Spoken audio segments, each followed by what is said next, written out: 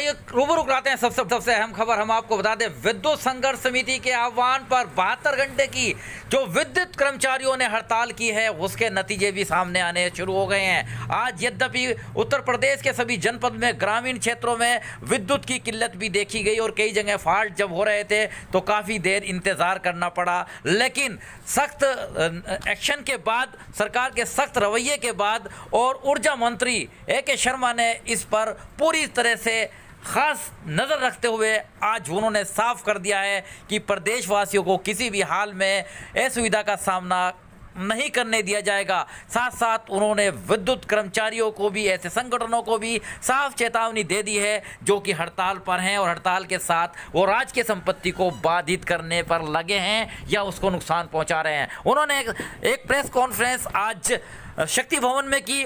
शक्ति भवन में प्रेस कॉन्फ्रेंस के दौरान साफ कहा है कि चाहे कोई पाताल में हो या आसमान में हो या जंगल में हो, यदि कोई राज्य की संपत्ति किसी विद्युत उपकरण को क्षति पहुंचाएगा तो उसको ढूंढ निकाला जाएगा और सख्त कार्रवाई की जाएगी। इसके साथ साथ उन्होंने ये भी कहा है कि बहुत से संगठनों का उन्हें सहयोग मिल रहा है। बहुत से संगठन आकर कह रहे हैं कि वो इस आपात स्थिति में उनके साथ है। इसके साथ साथ उन्होंने उन कर्मचारियों से भी कहा है जिनकी ड्यूटी आपात स्थिति में लगाई दी जा रही है, उन्हें कहा है कि या तो हड़ताल करे या काम पर रहे, और जो हड़ताल पर रहेंगे उनकी लिस्ट तैयार की जा रही है। इसके साथ साथ उन्होंने ये भी बड़ी बात कही है कि जितनी पगार सरकार से जा रही है, सरकारी खजाने से, उतने लोग काम पर मिलने चाहिए। यदि वो काम पर नहीं मिलेंगे तो उनके खिलाफ सख्त कार्रवाई की जाएगी। उन्होंने इस दौरान ये भी बताया कि 2000 से जब से निगम बना है 93,000 करोड़ के घाटे में चल रहा है विद्युत विभाग। इसके साथ साथ आज सख्त निर्णय लिए हैं। आइए सुनवाते हैं ए.के. शर्मा जो कि ऊर्जा मंत्री हैं, उन्होंने प्रेस कॉन्फ्रेंस में क्या कहा। इससे पहले हम ये भी बता दें कि विद्युत संघर्ष समिति ने 72 घंटे की अपनी हड़ताल आज पूरे दिन लागू रखी है। 3 दिन तक ये हड़ताल रहेगी और उनके कई मुद्दे हैं जैसे कैशलेस हो, उनका इलाज, संविदा कर्मचारियों का इलाज हो, उनके परिजनों का इलाज हो। इसके साथ साथ उन्होंने ये भी कहा है कि 3 दिन तक जो हड़ताल चलेगी उसमें किसी भी यदि कर्मचारियों का उत्पीड़न किया जाएगा तो ये अनिश्चितकालीन भी हो सकती है हड़ताल। कर्मचारियों का वेतन पूरा मिले और इसके साथ बहुत सी ऐसी मांग है कि उनको नियमित किया जाए, उनको नियुक्ति नियमित की जाए और उनको टाइम स्केल भी समय से लगे। ऐसे बहुत से मुद्दे हैं, लेकिन सरकार की और विद्युत कर्मचारियों की अभी तक वार्ता सफल सिद्ध नहीं नज़र आ रही हैं और सरकार भी सख्त नज़र आ रही है। आइए पहले सुनवा देते हैं हम आपको उत्तर प्रदेश के ऊर्जा मंत्री ए.के. शर्मा ने प्रेस वार्ता में क्या कहा, सुने उन्हीं की ज़बानी। मैं राज्य की जनता को, विद्युत उपभोक्ताओं को, अपने पूरे विभाग की ओर से यूपीपीसीएल और उसके सभी घटक जो ऑर्गेनाइजेशंस हैं उनकी ओर से राज्य की जनता को आश्वस्त करना चाहता हूं कि विद्युत की व्यवस्था बिल्कुल नियंत्रण में है, बिल्कुल ठीक है। कहीं कहीं स्थानीय समस्याएं आ रही हैं, उनका निराकरण जैसे ही ध्यान में आता है वैसे ही किया जा रहा है, लेकिन सप्लाई और डिमांड और स्थानीय आपूर्ति सारी बातें हमारे संपूर्ण नियंत्रण में है, कहीं कोई चिंता की बात नहीं है। जनता से मैं ये भी निवेदन करूंगा कि ये थोड़ी समस्या की घड़ी अवश्य है, चुनौती की घड़ी अवश्य है। ऐसे समय में धीरज और संयम बनाए रखें। हम जल्दी ही इस परिस्थिति से निकल करके और बहुत अच्छे ढंग से निकल करके आएंगे। जनता से एक और निवेदन करना है, जनता से और जनप्रतिनिधियों से विशेष रूप से, कि जो कर्मचारी इस परिस्थिति में सरकार के साथ हैं, जनता की सेवा करना चाहते हैं, अपनी जो जिम्मेदारियां हैं, अपने कर्तव्य को, अपनी ड्यूटी को निभाना चाहते हैं, उनको कोई रोके नहीं, उनको कोई परेशान न करे। इसका ध्यान स्थानीय लोग, स्थानीय जनता और स्थानीय हमारे जनप्रतिनिधि भी, एमएलए हो या एमपी हो या मंत्रीगण हो, सभी हमारे जो स्थानीय पदाधिकारी होते हैं, पंचायतों के, नगर पालिकाओं के पूर्व जो पदाधिकारी हैं, उन सब से भी मेरा निवेदन है कि उनको सहयोग करें उनका काम करने में। और अंतिम जो बात मैं जनता से कहना चाहूँगा वो ये है कि साथ ही हमारे काम में विघ्न डालने वाले लोगों को भी पहचानें, उनसे सतर्क रहें, उन्हें इस तरह के अवसर, इस तरह का काम न करने दें। भरसक कानून अपने हाथ में लेने की आवश्यकता नहीं है, लेकिन उन्हें जहाँ तक हो सके वहाँ ऐसा कोई कृत्य करने से रोकें जिससे विद्युत आपूर्ति में बाधा पहुँचती हो। कल रात में कुछ ऐसे हमारे ध्यान में ऐसी वारदातें, ऐसी घटनाएं आई हैं कई ज़िलों में कि जहाँ कुछ विद्युत कर्मियों ने ही जा करके तार और हमारे फीडर्स को नुकसान पहुंचाया है। गन्ने का डंठा फेंक करके और पूरी लाइन बर्स्ट करने की कोशिश की गई है। मैंने उस फोटो वीडियो को हमने ट्वीट भी किया है। ऐसी घटनाएं अगर होंगी तो कहीं वो व्यक्ति हो, चाहे वो जंगल में हो, देवरिया के किसी जंगल में से लाइन पास हो रही थी, वहाँ जा कर के लाइन को बर्स्ट करने का प्रयास किया गया। लेकिन मैं इतना ज़रूर कहूँगा, जंगल में हो, आसमान में हो, पाताल में हो, हम उनको ढूंढ निकालेंगे। जो भी ऐसा कृत्य कर रहा है उसके खिलाफ कार्रवाई अवश्य की जाएगी और जितनी कड़ी से कड़ी कार्रवाई संभव होगी वो की जाएगी। मैं इसीलिए आज हमारे डीजी विजिलेंस जो आईपीएस के वरिष्ठ अधिकारी रहे हैं, उनको भी मैंने आज इसीलिए आमंत्रित किया है कि ऐसी घटनाएं जहाँ जहाँ हो रही हैं, वो स्थानीय पुलिस तो काम कर ही रही है, लेकिन यहाँ से भी उस पूरी बात का वो कोऑर्डिनेशन करें कि ऐसी घटनाएं जहाँ हो रही हैं ऐसे तत्वों के विरुद्ध एक्शन लिया जा सके। डॉक्टर गोकुलेश शर्मा के हमने संघर्ष समिति से बार बार बातचीत किया, बार बार चर्चा किया और आज भी मैं अपनी पुरानी बात को दोहराना चाहूँगा कि बातचीत का रास्ता हमेशा खुला रखना ही लोकतंत्र का सबसे बड़ा तरीका होता है। बातचीत के रास्ते खुले हैं, लेकिन हम किसी को कानून हाथ में लेने नहीं देंगे, नहीं हम किसी को राष्ट्रीय संपत्ति का नुकसान पहुंचाने देंगे। कल रात की एक और दुखद घटना ये है कि एक SLDC नाम का हमारा जो व्यक्ति है, वो एक तरह से राष्ट्रीय ग्रिड से जुड़ी हुई वो एक संस्था है। वहाँ भी कुछ लोग हमारे MD वहाँ लगभग 11 बजे रात तक स्वयं थे। जैसे ही वो निकले वहाँ काम मुझे पता चला कि ठप कर दिया गया। ये पूरा एक राष्ट्रीय कार्य में बाधा डालने का कार्य है। इसी प्रकार जहाँ जहाँ भी हमारी संपत्तियों पे नुकसान पहुँचाया जाएगा, हमारे कार्यों में दखल पहुँचाया जाएगा, हमें एक्शन लेने के लिए मजबूर होना पड़ेगा।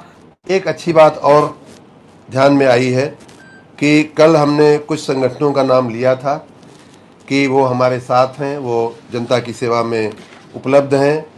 आज सुबह कई और संगठनों ने थोड़ी हमारे ऊपर नाराज़गी व्यक्त की कि साहब आपने हमारा नाम नहीं लिया। हम भी आपके साथ हैं, हम भी जनता की सेवा में लगे हुए हैं।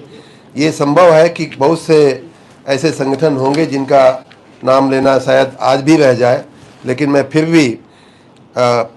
भी कहना चाहूँगा कि शक्ति भवन मुख्यालय कर्मचारी संघ, राम बहादुर यादव जी उसके पदाधिकारी हैं, अध्यक्ष हैं। Uttar Pradesh power officers association Shri KV Ram ji उसके अध्यक्ष हैं, RP केन जी उसके महासचिव हैं।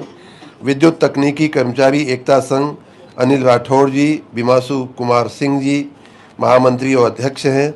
विद्युत मजदूर पंचायत, इनका नाम हमने कल भी लिया था, श्री गिरीश कुमार पांडे जी, PN तिवारी जी, BC उपाध्याय जी। विद्युत मजदूर संगठन एवं विद्युत संविदा मजदूर संगठन जिसके अध्यक्ष श्री RS राय जी हैं, उसके सक्रिय पदाधिकारी हैं। Promoted power engineers welfare association Shri Pramod Kumar ji, Shri VK Sharma ji उसके अध्यक्ष और महासचिव हैं। उत्तर प्रदेश अनुसूचित जनजाति बिजली कर्मचारी अधिकारी महासंघ श्री राम नरेश गौतम जी उसके प्रधान महासचिव हैं।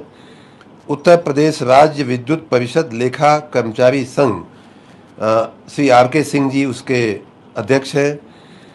और 9वां है विद्युत कर्मचारी मोर्चा संगठन श्री बब्बू अवस्थी जी उसके पदाधिकारी हैं, वरिष्ठ। इस प्रकार इन 9 संगठनों ने अपना समर्थन चालू रखा है और कई ने तो यहाँ तक आकर के हम लोगों से कहा है कि हम 24 घंटे काम करने को तत्पर हैं, काम में लगे भी हुए हैं। कई लोगों ने ये भी आके कहा कि हम हर तरह से इस हड़ताल का विरोध करते हैं, जहाँ भी हमारी आवश्यकता होगी वहाँ बुलाएंगे आप तो हम आएंगे। उसी प्रकार ऐसे राष्ट्रीय और प्राइवेट संस्थाओं का मैं धन्यवाद करना चाहूँगा इस मौके पे कि उन्होंने अपना मानव बल हमें उपलब्ध कराया है इस हड़ताल से निपटने के लिए। उसमें विशेष रूप से मैं एनटीपीसी का धन्यवाद करना चाहूँगा कि उन्होंने अपना बहुत बड़ा मानव बल हमें अपने पावर प्लांट्स को चलाने के लिए दिया है। इस प्रकार उसी प्रकार एनटीपीसी के अलावा बजाज पावर है, प्रयागराज जो टाटा का है, लैंको है, पोसोको है और अन्य भी पावर ग्रिड है, पावर ग्रिड कॉरपोरेशन है और इसी प्रकार राज्य के बाहर के अन्य भी ऐसी कुछ कंपनियां जो सरकारी भी हैं, भारत सरकार की हैं या संयुक्त उपक्रम हैं, इस तरह के लोग हमारे साथ हैं और हमें सहयोग कर भी रहे हैं। आगे भी अगर आवश्यकता होगी तो और भी मैन पावर या सपोर्ट दे करके हमें सहयोग करने को तैयार है। जो मुझे विशेष रूप से अपने कर्मचारी मित्रों से कहना है वो ये कि अगर आप हड़ताल पे हैं तो हाजिरी लगा करके आप गायब मत होइए। मुझे पता चला है कि शक्ति भवन सहित कई कार्यालयों में लोग आ रहे हैं, अपनी हाजिरी रजिस्टर में या जहां भी लगती है वहां लगा रहे हैं और फिर गायब हो जा रहे हैं। ये कोई हड़ताल करने का तरीका नहीं होता है। आप या तो हड़ताल पे रहिए या काम पे रहिए। और मैं सभी अपने अधिकारी मित्रों से भी कहूँगा कि इस बात की वो सुनिश्चित करें इस बात को कि जो व्यक्ति आता है या तो हाजिर है या गैर हाजिर है, दो में से एक ही चीज़ होनी चाहिए। ऐसा ना हो कि वो आपको चकमा दे रहा हो। उसी प्रकार हमने ये भी स्पष्ट किया है कि कल भी मैंने ये बात कही थी कि जो आउटसोर्सिंग के जो कर्मचारी संविदा के हों या अन्य किसी प्रकार से आउटसोर्सिंग एजेंसी के मार्फत अगर लिए गए हैं तो उनकी जो नियुक्ति का एक ही कारण होता है कि हम आपातकालीन ये व्यवस्थाएं करते हैं, उनकी हाजिरी आवश्यक होती है, तभी हम उनको पगार देते हैं। ऐसे तमाम कर्मी जो इस समय सरकारी काम पे नहीं हैं, जो हमारे काम पे नहीं हैं, ड्यूटी पे नहीं हैं, उन्हें निकालने की प्रक्रिया तुरंत शुरू की जाए।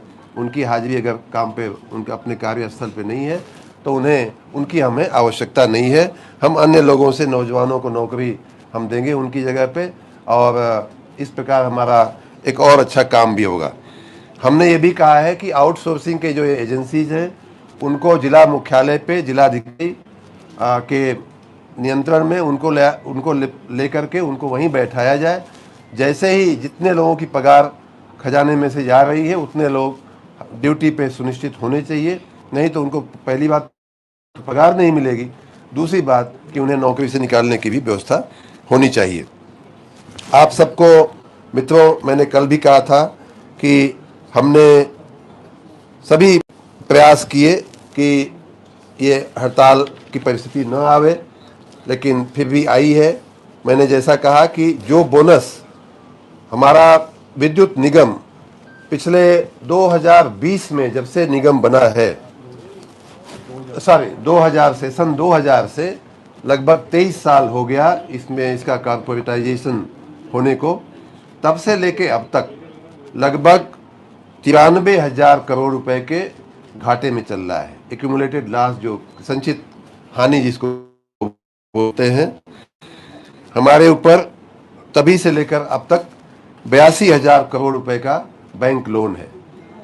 2018-19 से इन कर्मचारियों को बोनस नहीं दिया गया था, लगभग 5 साल से बोनस नहीं दिया गया था। उस बोनस को हमने इस साल दिया है और इस बात को पॉजिटिव ढंग से सोचे बिना, आर्थिक स्थिति अच्छी करने में सहयोग किए बिना, अगर कोई चाहता है कि एक ही साथ 5 साल का, पिछले 5 साल का बोनस हमको एक साथ दे दिया जाए, तो ये वित्तीय प्रबंधन के हिसाब से मुश्किल है, हो नहीं पा रहा है। हमने कहा कि थोड़ा समय दीजिए, इसमें जब आप पैसा जुटाने में मदद करिए, मार्च का महीना है, राजस्व जुटाने में मदद करिए, राजस्व आएगा पाएगा तो हम कर्मचारियों के हित के लिए कुछ भी करने को तैयार हैं। लेकिन फिर भी वो लोग इस बात को नहीं समझे। उसी प्रकार से मैंने कल भी कहा था कि 2020 के जो समझौते हुए हैं उनमें भी कई मुद्दों का अमल नहीं हुआ है। हमारे स्वयं के समझौते में भी ये बात लिखी हुई है और अभी जो चीज़ 3 साल से नहीं हुई है उसको और उसके सापेक्ष हमारा अभी 3 महीना हुआ है, आपको इतनी जल्दी हो गई हड़ताल करने की। तो ये हड़ताल मुझे लगता है कि कर्मचारी संगठनों के हित में या कर्मचारियों के हित में नहीं है, बल्कि अन्य कुछ परिबलों से प्रेरित ये हड़ताल है। हमने कुछ जो भी प्रयास हो सकता था वो हमने किया, लेकिन फिर भी बात नहीं बनी। ये आप सबके समक्ष सारा दृष्टांत है। अंत में राज्य की जनता को मैं चाहे आपूर्ति की दृष्टि से या विद्युत के उत्पादन की दृष्टि से, दोनों ही दृष्टि से मैं राज्य की जनता को आश्वस्त करता हूं कि कहीं कोई समस्या नहीं है। कहीं कहीं इस तरह की तोड़फोड़ की वारदातें होने से विद्युत बाधित हो रही है, उनका हम लोग जैसे ध्यान में आ रहा है वैसे हम लोग उसको ठीक कर रहे हैं। जहाँ तक उत्पादन की, डिमांड और सप्लाई की बात है, विद्युत की, पावर की, उसमें हम एकदम कंफर्टेबल हैं, कहीं कोई समस्या नहीं है। हमारा अपना उत्पादन भी पर्याप्त है और सेंट्रल ग्रिड से, सेंट्रल पूल से जो हमें लेना मिलता है उसमें भी हमारे पास बहुत अभी गुंजाइश है, हम जो ड्रा कर रहे हैं उसमें। इसलिए मैं राज्य की जनता से को आश्वस्त करते हुए फिर भी ये निवेदन करता हूँ कि ये हमारे लिए थोड़ी चुनौती का समय जरूर है, थोड़ा संयम रखें, हमारा सहयोग करें और हमारे जो कर्मचारी अपना काम करना चाहते हैं उन्हें अपना काम करने में अनुकूलता हो, इस प्रकार वहाँ का स्थानीय थोड़ा समर्थन करें। आप सबका बहुत बहुत धन्यवाद। मंत्री जी, आप और आपकी सरकार और अधिकारियों और कर्मचारियों के बीच संघर्ष हो रहा है और उसका नुकसान आम जनता को हो रहा है। ग्रामीण परिवेश से जो सप्लाई है वो बाधित है, गाँव वालों को समस्या हो रही है, खासकर ग्रामीण क्षेत्रों में। इसका जिम्मेदार है? मैं यही तो कह रहा हूँ कि इसका जिम्मेदार ऐसे कुछ गैर जिम्मेदार संगठन के नेता गण हैं, जिनके साथ बातचीत करने के बावजूद, सारी बातें स्पष्ट करने के बावजूद, जो काम पिछले सालों में नहीं हुआ वो भी उनके हित में करने के बावजूद अपनी हठधर्मिता के कारण उन्होंने स्ट्राइक की है। हम उससे निपटने की भरपूर कोशिश कर रहे हैं। अभी वो आंकड़ा अभी देना संभव नहीं हो पा रहा है, क्योंकि अलग अलग जिलों में, अलग अलग जगहों पे, अलग अलग कारणों से अलग अलग प्रकार की कार्रवाइयाँ चल रही हैं। हम वो आंकड़ा भी आपके साथ साझा कर देंगे। वो भी ये जैसा मैंने बताया पहले कि ये भी एक डायनेमिक सिचुएशन है। जैसे जैसे कोई परिस्थिति ध्यान में आ रही है वैसे वैसे हम FIR करने की आवश्यकता पड़ती है तो हम ले रहे हैं। आर्टिकल लागू करने में दिक्कत हो रही है। कार्रवाई हो रही है। जो लोग, मैंने जैसा कहा कि जो लोग कानून अपने हाथ में ले रहे हैं, जो लोग राष्ट्रीय परिसंपत्ति का नुकसान कर रहे हैं, जो लोग जनता के जो अबाधित अधिकार है विद्युत आपूर्ति, उसमें बाधा पहुंचाने की कोशिश कर रहे हैं, उन सब के खिलाफ कार्रवाई हो रही है और होगी भी, बहुत कड़ी कार्रवाई होगी। आप सबका बहुत बहुत धन्यवाद। बहरहाल आप सुन रहे थे AK शर्मा, जो कि उत्तर प्रदेश के ऊर्जा मंत्री हैं। उन्होंने साफ चेतावनी दे दी है कि यदि किसी ने राज्य की संपत्ति को नुकसान पहुंचाने की कोशिश की, सख्त कार्रवाई की जाएगी। इसके अलावा 3 दिन की हड़ताल विद्युत कर्मचारियों की, जो कि SC लेवल तक है, जारी है। देखना है कि अंजाम क्या होगा। क्या फिर से होगी सरकार की वार्ता या कोई निकलेगा बीच का समाधान? बहरहाल तब तक बने रहिएगा मेरे साथ। आरिफ शीश महली, चीफ एडिटर बार और bench and news in today Lucknow, Muzaffarnagar.